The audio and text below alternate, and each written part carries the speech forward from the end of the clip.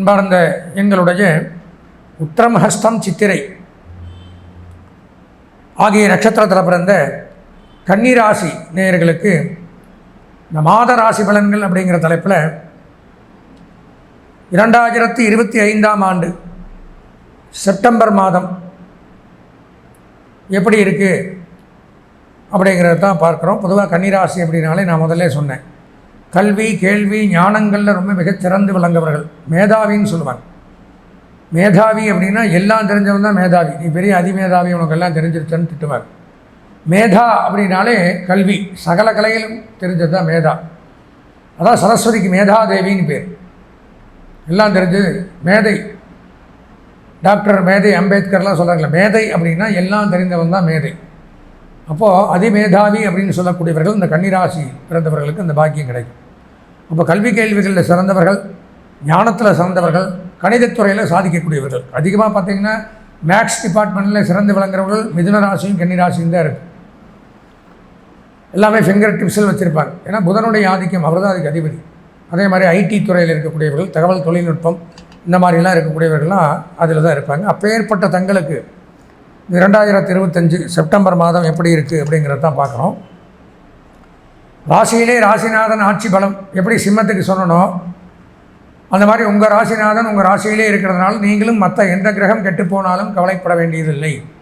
மிக மிகச் சிறப்பு. என்ன வேணுமோ அது கிடைக்கும், கேட்டது கிடைக்கும், நினைத்தது நடக்கும், தொட்டது துளங்கும், இந்த மாதிரிலாம் சொல்கிறாங்கல்ல, அந்த மாதிரி ஒரு அமைப்பு. ஏன்னா புதன் தான் ஒரு ஜாதகத்தில் மிகச்சிறப்பு. ஒருத்தரை முன்னேற்றி ஒருத்தரை அறிமுகப்படுத்தி ஒரு வாழ்க்கையில் ஒருத்தர் பிறந்துட்டான்னா அந்த சாகர வரைக்கும் இவன் இப்படி தான் இருக்கணும், இதை தான் படிக்கணும். இவன் ஒவ்வொருத்தரும் பார்த்தோம்னா உங்களுக்கு தெரியும், எத்தனையோ மனிதர்கள் உலகத்தில் ஒவ்வொருத்தருக்கும் ஒரு வேலை இருக்கா இல்லையா? ஒருத்தனை வச்சு ஒருத்தருக்கு வேலை. இந்த இடத்துல பார்த்தீங்கன்னா நான் பேசுகிறேன், என்னை வச்சு இந்த லைட்டு டிவி வீடியோ எடுக்கிறவங்க, சேனல் நடத்துகிறவங்க, அப்போ ஒருத்தரை வச்சு இத்தனை பேருக்கும் வேலை கொடுப்பவர்கள், வழி நடத்தக்கூடியவர் யாருன்னு பார்த்தா புதன் தான். ஒவ்வொரு ஜீவராசிக்கும் நாம் டைம் டேபிள் போடுறது கிடையாது, அவர் தான் டைம் டேபிள் போடுவார் புதன். இன்றைக்கி இவன் இந்த வேலையை செய்யணும், இவனுக்கு இது படி இழக்கணும், இவனுக்கு இதை கொடுக்கணும். அதை நீங்கள் என்ன தான் தலைகளாக நின்று மாற்றணும்னு நினச்சாலும் மாற்ற முடியும். அந்த டைம் டேபிள் பிறகு 9 மணிக்கு நீங்கள் கோயில் இருக்குன்னா இருந்து தான் ஆகணும். எனக்கு தலைக்காயில் நான் வரல அப்படின்லாம் சொன்னீங்கன்னா நம்ம டைம் டேபிளை நாம் மாற்ற முடியாது. புதன் என்ன போட்டு வச்சுருக்காரோ அதுதான் நடக்கும். அதான் பொன் கிடைத்தாலும் புதன் கிடைக்காதுன்னு சொல்லுவாங்க. பொண்ணுன்னா பெண் கிடையாது, ஸ்வர்ணத்துக்கு பேர் தான் பொன், எல்லாத்துக்கும் தெரியும்.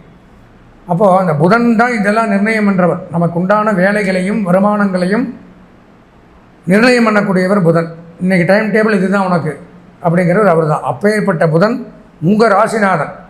அவர் ராசியிலே கொண்டிருக்கும் போது உங்களுக்கு என்னென்ன தேவையோ எல்லாம் உங்கள் டைம் டேபிள் சூப்பர் இந்த மாதம், அதான் சொல்ல முடியும். மிகச் சிறப்பான ஒரு யோகம். கல்வி பயிலக்கூடிய மாணவர்கள் மிகச் சிறப்பான ஒரு கல்வி முன்னேற்றத்தை அடையலாம்.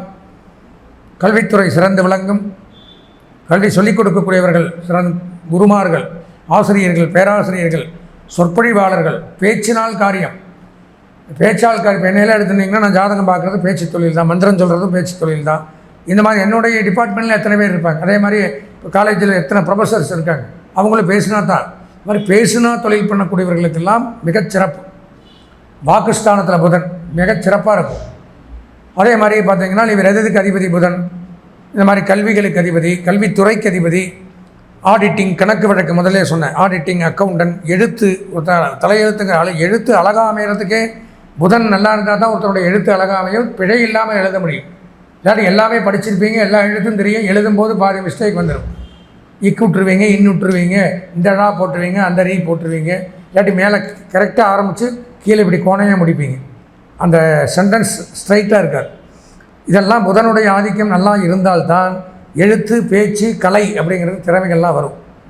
அப்போ எழுத்துத்துறையில் இருக்கக்கூடியவர்கள், பேச்சுத்துறையில் இருக்கக்கூடியவர்கள், auditing, accountant, teaching professional, IT, information technology, தகவல் தொழில்நுட்பம், அதே மாதிரி பார்த்திங்கன்னா இந்த கம்ப்யூட்டர், கணித சம்பந்தமான தொழில், இம்போர்ட் எக்ஸ்போர்ட், ஸ்டாக் எக்ஸ்சேஞ்ச், அந்நிய செலாவணி, இப்போ தான் இந்த ஷேர் மார்க்கெட்டிங், இந்த மாதிரி இதுக்கெல்லாம் அவர் தான் அதிபதி. அது சிறந்து விளங்கக்கூடிய அமைப்பு அப்படிங்கிறது உண்டு.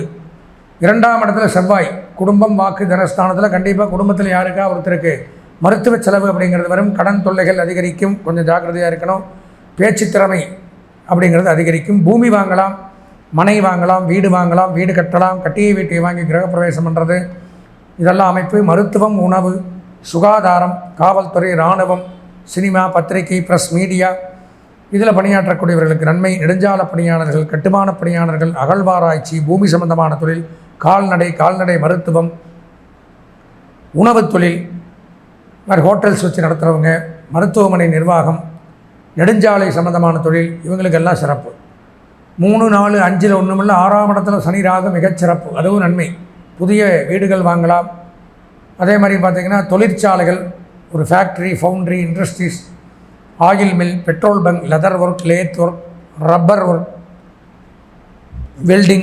பில்டிங் கன்ஸ்ட்ரக்ஷன், அதே மாதிரி இரும்பு ராடுகள், வாகன சம்பந்தமான தொழில், வாகன ஓட்டுநர்கள், நடத்துனர்கள், டிரான்ஸ்போர்ட் டிபார்ட்மெண்ட் வச்சுருக்கிறவங்க, பஸ்ஸெல்லாம் எத்தனை ஆம்னி பஸ் வருது அதை நடத்துகிறவங்க, ஓட்டுறவங்க, நிர்வாகம் பண்ணுறவங்க, இந்த மாதிரி போக்குவரத்து துறை, இதுக்கெல்லாம் சனி தான் அதிபதி.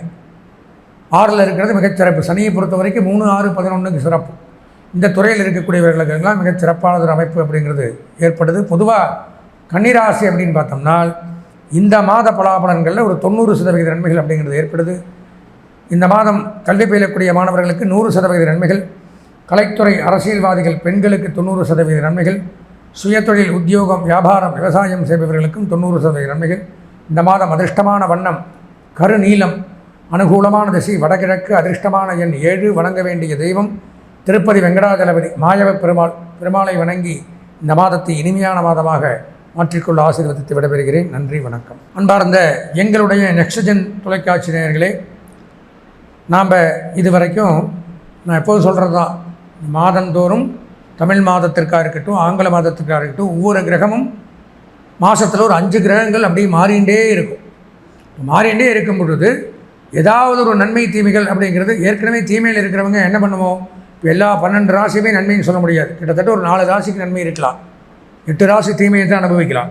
அப்போ ஏதாவது மாற்றங்கள் இந்த மாதந்தோறும் நடக்குதா, ஏதாவது கிரக பயிற்சிகள் ஆகியிருக்கா, அதன் மூலமாக நன்மைகள் உண்டாகுதா நமக்கு அப்படிங்கிறது தான் இந்த மாத ராசி பலன்கள் ரீதியாக நம்ம பார்க்குறோம். அப்படி தான் அப்படி 12 ராசியும் நம்ம பார்த்துருக்கோம். இதில் சொன்னது அப்படிங்கிறது இது ஒரு பொதுவான பலன்கள், கோச்சார பலன்கள் சொல்லுவாங்க. கோன்னா கிரகங்கள், சாரம்னா பயிற்சி. நான் சொல்லியிருக்க விளக்கமாக இது பொதுவாக எல்லா ராசிக்கும். இது போக இதில் தீமையை சொல்லி நம்ம சொந்த ஜாதகத்தில் ஒரு நன்மை நடக்கிற மாதிரி இருந்தால் நம்ம என்ன பண்ணுறது? அதனால் இது அப்படிங்கிறது ஒரு ஜென்ரல் காம்பவுண்டு மாதிரி. நாம் எதற்கும் நம்மளுடைய சொந்த ஜாதகத்தை ஒரு முறை அலசி ஆராய்ந்து பார்த்தால் இந்த கிரகங்கள், இந்த பொதுவான பயிற்சிகள், குருவாக இருக்கட்டும், சனியாக இருக்கட்டும், ராகு எதுவாக இருக்கட்டும், இந்த எந்த கிரகம் பயிற்சியாக இருக்கட்டும், இந்த மாத ராசி பலன் தப்பாகவே இருக்கட்டும், அதில் ஒரு தடவை விளக்கமாக நம்ம பார்த்துட்டோம்னால் இதுக்கெல்லாம் நம்ம எப்போவுமே பயப்பட வேண்டியதில்லை. ஏன்னா அதில் நிறைய விஷயங்கள் வரும். ராசி, நட்சத்திரம், தசாபுத்தி, லக்னம், 12 கிரகங்கள் எங்கே, அதுதான் நமக்கு பேசும். இந்த 10ஆம் பொதுவாக இருக்கிறதுல 10ஓட 11 பேசாது. நீங்கள் என்ன பண்ணணும்னா உங்கள் சொந்த ஜாதகத்தை ஒரு முறை அவசியம் பார்க்கணும். என்னுடைய அலைபேசி எண்ணான 9865098370 இந்த எண்ணிற்கு உங்கள் ஜாதகத்தை அனுப்பிச்சி வச்சு தாராளமாக உங்கள் ஜாதகத்தை ஒரு தடவை முழுமையாக பார்த்து அது என்ன இருக்குது, என்ன பலாபலன்கள்னு தெரிஞ்சுட்டு நல்லபடியாக இறைவனுடைய ஆசீர்வாதத்தில் நீண்ட ஆயுளோடு நிறை செல்வத்தோடு வாழணும்னு பகவானை பிரார்த்தனை பண்ணி விடைபெறுகிறேன். நன்றி, வணக்கம்.